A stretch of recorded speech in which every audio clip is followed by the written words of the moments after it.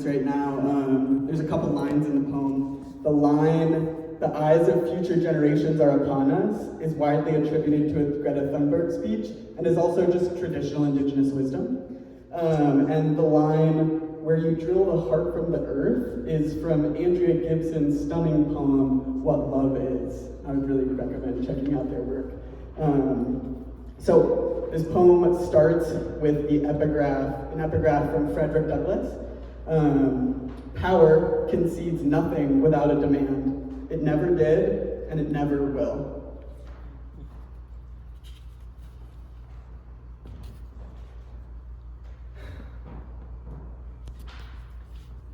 This is not abstract.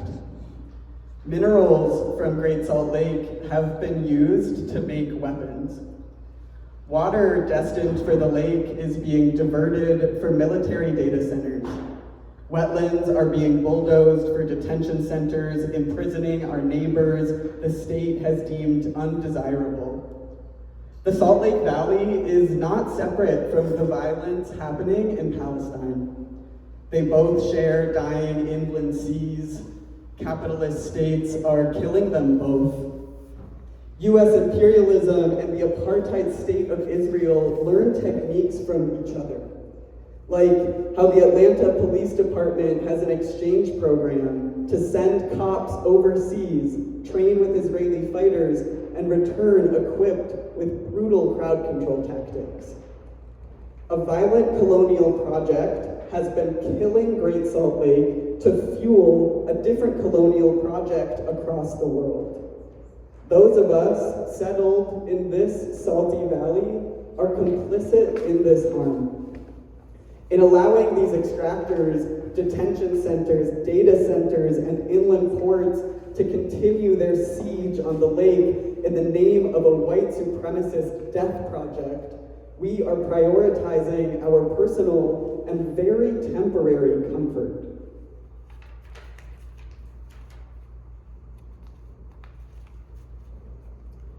They are bombing children, families. I hear the magnesium from our neighborhood lake is in those bombs. And that refinery, those evaporation ponds, they didn't exist a lifetime ago. Maybe they hadn't even been thought up. So nebulous still, the idea of poisoning what nourishes you, it hadn't yet emerged as a wisp of thought. What does it feel like to wish that our ancestors had stepped in the path of destruction and said, no more? How do we begin the process of alchemizing the scars along the shoreline? What if we were brave enough to say, you must not extract from this body in the name of death? This will not be the place where you drill the heart from the earth to make bombs to kill babies.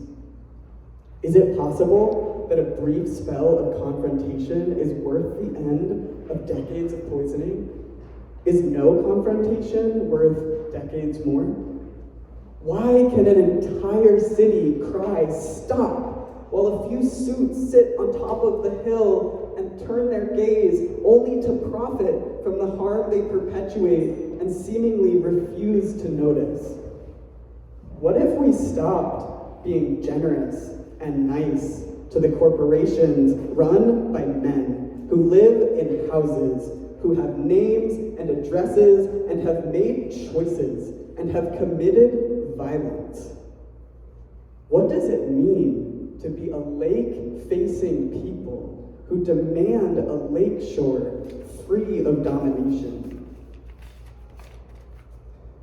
The eyes of future generations are upon us, and we are not alone. We are looking towards those who have stepped in the path of colonization, the Haudenosaunee Confederacy. They have done it before. Standing Rock. They are doing it still. The Rojava Revolution. We must turn to them in solidarity. Wuda Ogwa. What would it feel like to be an ancestor who stepped in the path of destruction and said, "No more."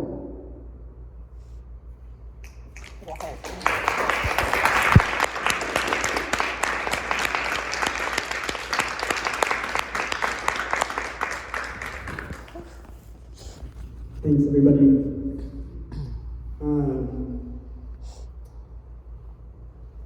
Yeah, I'm just going to read one more poem. Some of my friends joke that I end every poem the same way, and you'll see that here. And yeah, the other thing that I'll mention just about lake words, we're just like a group of people that print pieces of paper and staple them together and give them away. I don't know what to call that, but we love to give them away for free, and the project can usually function that way. And also, any money that does come into the project, we have a system where we use half to just keep buying paper and buying printer toner and paying Saltgrass to use their screen printing. And then the other half we redistribute to land back projects, both here and in Palestine. So we give half of that to Wuda Obwa, which is a stunning land back project by the Northwestern Band of Shoshone. They are restoring the Bear River Massacre site to what it was like prior to pioneer farming practices. You can join them several times a year and do planting days with them, and I really recommend checking them out. And then the other half we give to an organization called eSIMS for Palestine. And they give essentially like phone cards to folks in Gaza so that they can stay connected in a myriad of different ways. So if you're called, you can check out Lakewords at lakewords.com. Our Venmo is just at Lakewords. It's the same as the title. Or you can give me cash and I'll give it to the project. Yeah, thank you. Okay. Sometimes I have this one memorized, but standing in front of a group of people is really scary. So we'll see if I can land it from memory. Okay. This is called Lake Words. You might close your eyes and take yourself to the lake shore. You might take yourself to the south shore near Black Rock. I kind of feel like that's where this poem lives.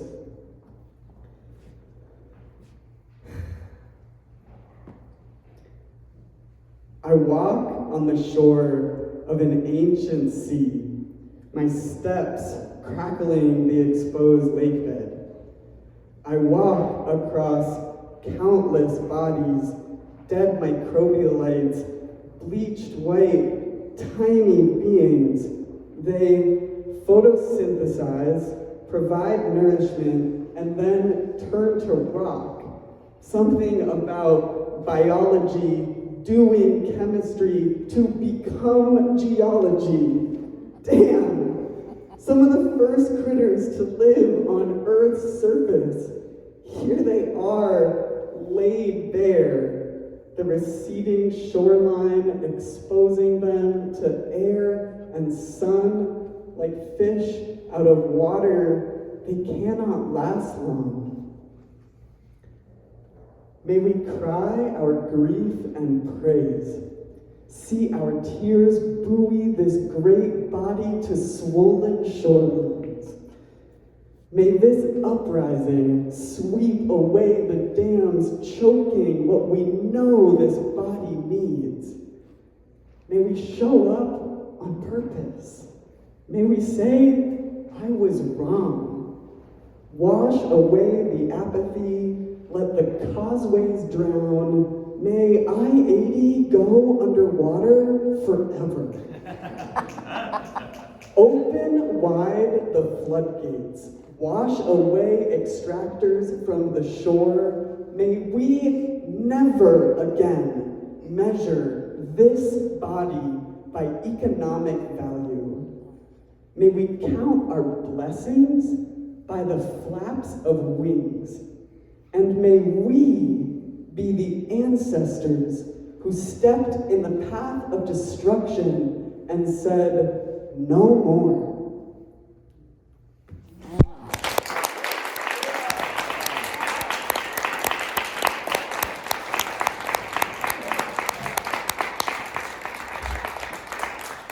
Thank you, everybody. Thanks, Trent, for having me. Thank you, Milo. Okay, it's Ben. That was so powerful and beautiful. Yeah, that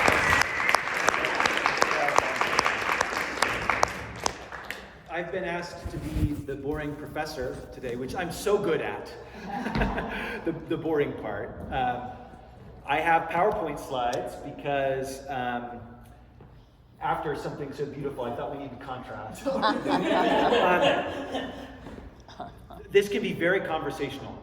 So at any moment, raise your hand, raise your voice.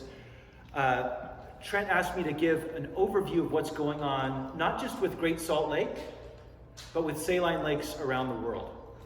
And this is a picture by Kelly Hanna, who many of us know and love, of where the lake should be. Right? That's not water in the background, that's a mirage across Farmington Bay. They've had to install fences to keep the wildlife on Antelope Island. Right? Where the lake sits today, it has no islands. It's all connected to the land. But we need to zoom out first. Just a few weeks ago, the UN released a report declaring the entire planet in a state of water bankruptcy. Not crisis, right? In fact, they very carefully define this term. In a crisis, you're trying to get through a difficult time and then restore business as usual. In bankruptcy, we need to restructure the whole relationship. We need a shift. We need to move out of deficit and depletion into a place of sustainable replenishment. They point out that 4 billion of the people on the planet are living with severe water scarcity. That means at least 1 month a year, they don't have access to the basic water they need for their necessities. The number of water-related violent conflicts have increased by a factor of 20 over the last 15 years. So it's not a crisis, it is bankruptcy. And the decline of saline lakes is just one of the many manifestations of that broken relationship. Great Salt Lake is not alone. These terminal lakes store half of the planet's lake water. Isn't that amazing? We usually think a salty lake is a paradox, but actually half of the lake water on the planet is in these terminal lakes. This is a map by my colleague Michael Wine showing where these lakes are, and then importantly, the darker red the color, the more of that lake area that is gone. Globally, we've lost 60%. Imagine that, 60% of the area of these lakes. It's on every continent except for Antarctica. There are some terminal lakes there, but they're doing just fine.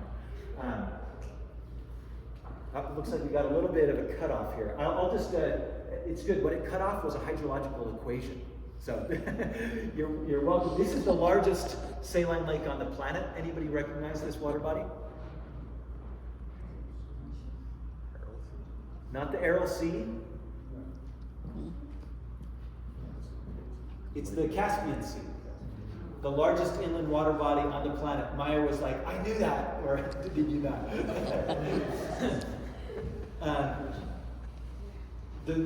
The hydrological balance of these lakes is actually very simple. They get water by two ways. Water flows into them through rivers or groundwater, or actually it can fall into them directly. They're very large, and so that direct precipitation is really important. How does water get out of these lakes? Through evaporation, right? So think about those three things. Runoff, and we picked a really bad term. Runoff could be either on the surface or underground. It's the same from the lake's perspective. Anybody heard giant freshwater aquifer under Great Salt Lake? Right?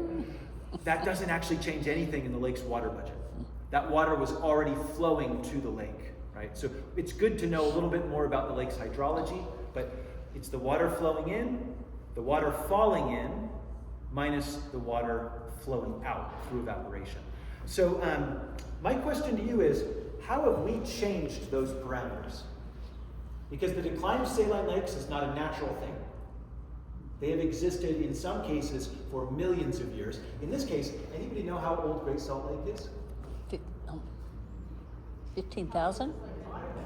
Around 12 to 15,000 years. Very young, geologically.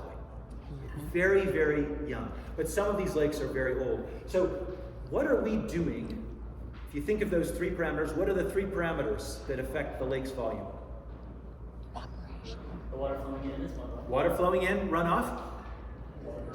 Water falling in, and then water evaporating. How have we changed those three parameters? Sorry, what was that? So what do we take too much of? That's right. So we divert the rivers, we pump the groundwater, and that decreases how much water flows in. Right? The evaporation stays the same. So imagine a bathtub without a drain that's carefully balanced, right? It's just dripping in and evaporating out. If you turn down its dripping in, it's going to drop. So the biggest way we've affected these lakes is through water consumption. How else? Are there any other dynamics?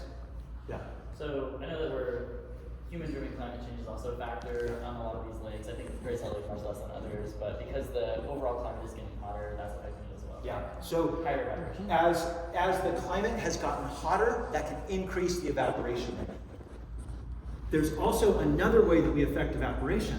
These lakes are so large, and you can see the curvature of the earth here, right, to get a sense of how big this lake is. They are so large that they actually control the weather and the climate around them.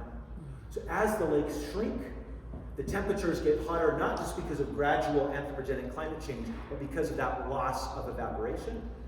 Humidity drops, and then evaporation increases. That also affects local precipitation, right? So the amount of water falling directly into the lakes goes down. So that is the reason why these lakes are declining. About 80% is this first factor of our local water use. That's the lion's share, is that 80%. And then the weather and climate dynamics are the remaining 20%. And any questions about this? This is the only hydrological equation in the presentation. Okay.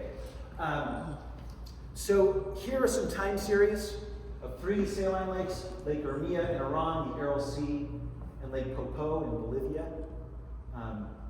All 3 of these lakes are nearly or completely gone. I actually got an email from a researcher working on the Aral Sea who said, hey, it's not as bad as you've been saying. We still have 5% of the lake that's alive. And that is a step forward, right? If you're talking about complete loss, it's better to have 5% than 0%. The lake no longer exists. The destruction of the Aral Sea has been called ecocide.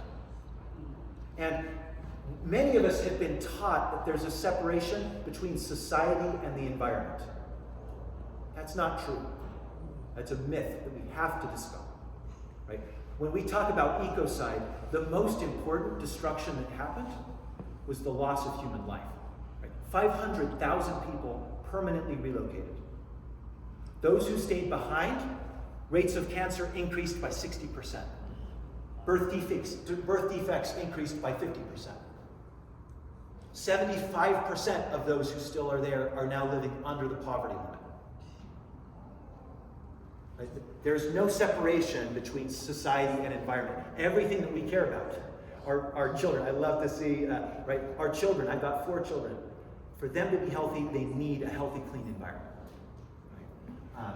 The destruction of between 100 and 300 species permanently extincted, right? Lost from that lake. And then, of course, the destruction of industry, economic activity that is important in different ways for supporting what we value. Here is a picture taken in Tashkent just a few years ago. This is the capital of Uzbekistan. 300 miles from the Aral Sea. 10 days after a dust storm blew off the former Aral Sea. Right? Can you imagine this kind of air quality? We live right next to Great Salt Lake. Right? Immediately downwind. This is the story of Lake Urmia, when international sanctions were imposed on the country of Iran. They subsidized local agriculture, they built a bunch of new wells, they built water infrastructure to dam and divert rivers. In 12 years, a lake almost exactly the size of Great Salt Lake disappeared. In Tabriz, the nearest city, they now have seen spikes in 41 different health conditions from that air pollution coming off the lake, including 6 kinds of cancer, cardiovascular disease, neurodegenerative disease, and birth defects. The pollution degradation of our home affects our bodies at every stage of development, from prenatal to end of life. If these examples feel too far away, we don't have to go halfway around the world.